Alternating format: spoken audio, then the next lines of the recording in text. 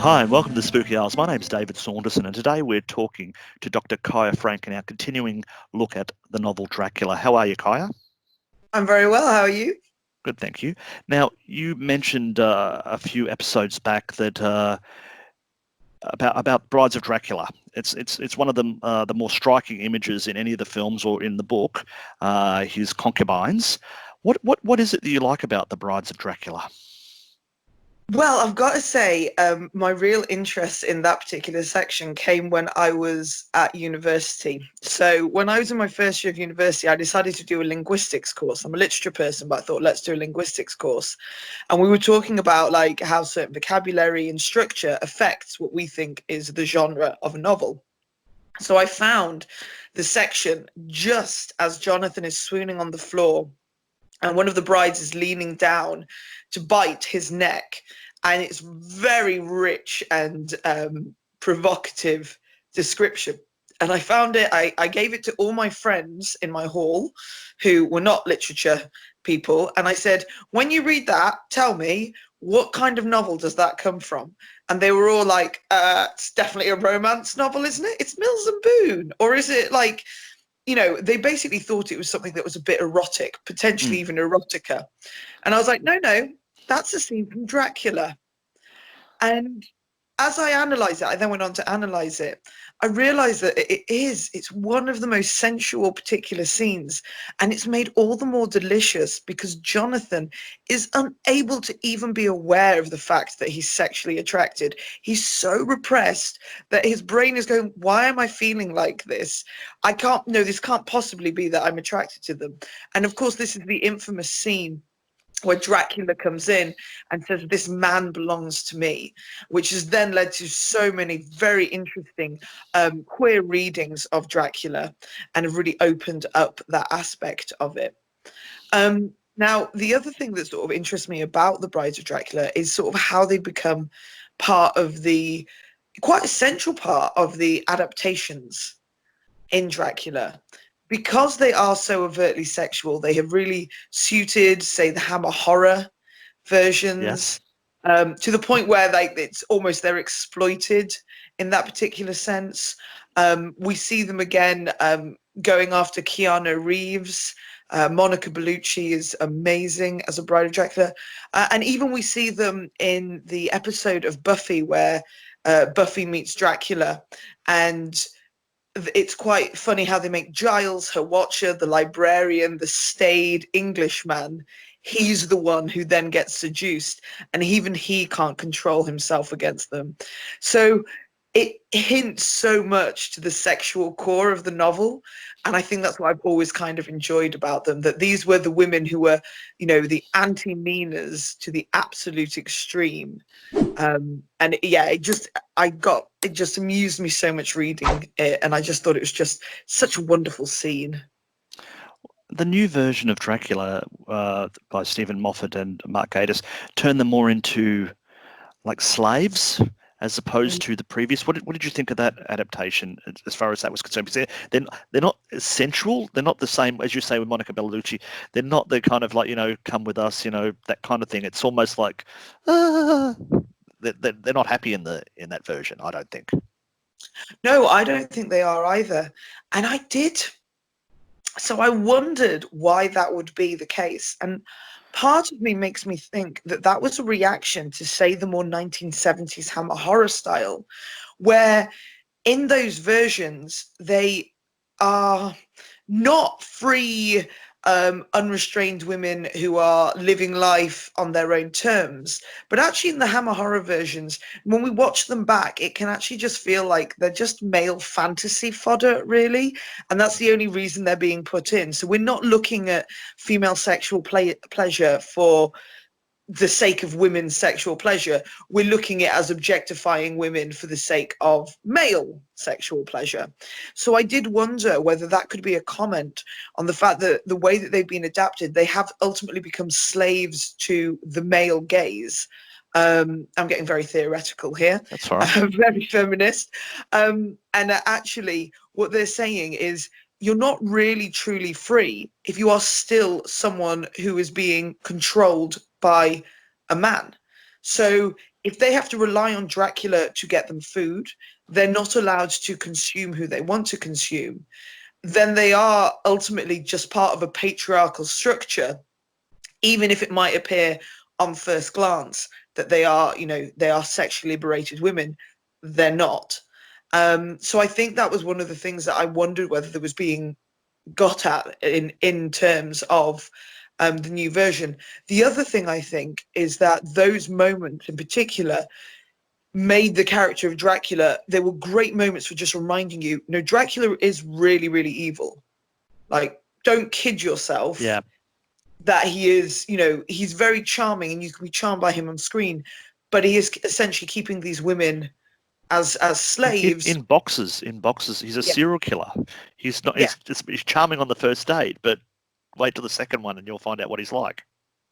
And it's got this wonderful sort of Bluebeard quality to it as well.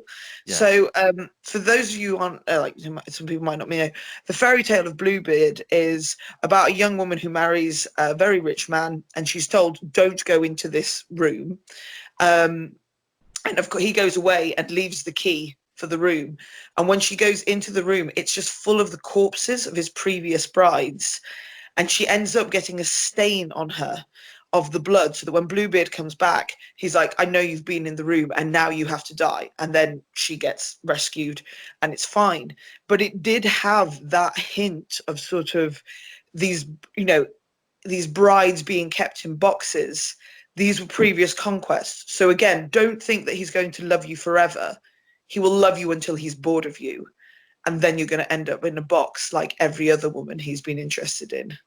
That's one of the things I quite liked about the new version, the BBC version, was he is portrayed as evil. I mean, there's levels of evil, isn't like he's the nasty man in Christopher Lee's like he'll kill you or he'll do whatever he does to you. But this one was he will enslave you, he'll get you addicted almost like drug addicts, like he's their pimp, and now they're begging for anything, like in the novel when they're begging for he throws them the baby, which is obviously people never talk about that, but Dracula took a little baby and he threw it to there's some really grotesque parts which you've written about for us in the past about Dracula, and I think the Brides of Dracula are central to that. This is the bit where he is the bad bastard. Absolutely. And I think, like you're saying about the baby, everyone forgets about that in the novel. And it's really one of the most shocking and appalling, even by our standards. Like, generally, killing newborn infants or babies is really very much frowned upon. Yeah. And yet it's in this novel, which otherwise is not that explicit in terms of gratuitous violence or sexual content. And it hints at this fear of the perversion of womanhood. And that actually, again, if women, and I know we've talked about Lucy Westenra as well, if women go stray from the path, essentially, then they're going to become these anti-maternal figures. So anti-maternal, they're feeding off babies rather than feeding babies, which is what you're meant to be doing in terms of compassion. So I think there's, for characters who make one brief entrance in a novel, they are so striking, and they tend to end up in far more adaptations than, say, someone like Lucy does. Yeah. Because they, in one introduction, they hint so much at the violence and the repressed sexuality at the core of the narrative. And I also think that they're also central to the idea that we've turned Dracula into a cartoon character where he could be on cereal boxes or he could be on the Muppets and all this kind of stuff, because a bite is just a kiss. I mean, that's essentially what they put it at. Whereas if the baby is getting torn apart, presumably they're like a chicken or something like that, and eating it. So there's little bits of the novel they've sort of taken out over the years, or they don't talk about anymore, so we can have the cartoon character. But if you go back to the original novel, it's as violent, if not more violent, than any possible horror film on the cinemas today. Yeah, if they that's the thing. What Bram Stoker does a lot is he uses these really gothic styles of writing. So he he kind of gives you a hint at what's going to happen, but you don't see. So the baby, you hear the baby being tossed. It's all from Jonathan's point of view. So you're actually just adding it up because you can hear the baby crying. You see the mother coming, who's then ripped apart by the wolves. But you never stay and watch the violence. It all happens off screen. It's all in your imagination, which makes it a million times worse. And I think you're absolutely right that one of the complications with depicting Dracula nowadays is that he has become an anti-hero. And to acknowledge exactly how evil he is spoils that fun a little bit. And it reminds me, I'm rewatching Buffy at the moment, but it reminds me a bit in Buffy where Spike, who we know is evil, and we're constantly being reminded Spike is evil, when he has his chip in his head and he can no longer attack humans, he's talking to Buffy's younger sister and he's telling a story about, you walk in just as he's telling a story about how he kills a child or a group of children.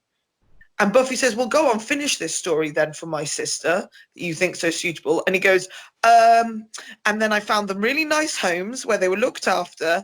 And again, it demurs from going into that violence, because in the same way the novel just brings us away from that violence, the adaptations ignore the baby killing more or less. We can't like Spike and we can't like Dracula if we have to acknowledge that they are child or baby killers. Yeah. And that's a nice way of ending, I think, for today, for that one, that Dracula is a bad person. He shouldn't be looked up to. Well, certainly not unless he's on the Muppets teaching you to count. But otherwise than that, he's a baby killer, basically rapist, murderer. Absolutely. And the Brides of Dracula are his sex slaves. Essentially, yes. Yeah, who he lives off. So it's all a bit gross. Anyway, thank you for that, Kaja. I'll leave that at that. And I think we're going to go next time. We're going to talk about. We had Walpurgis Nacht the other night, so we're going to talk about the Dracula's Guest, which is really exciting. So we'll talk to you about that then. Okay. Absolutely. See ya. Bye. Bye.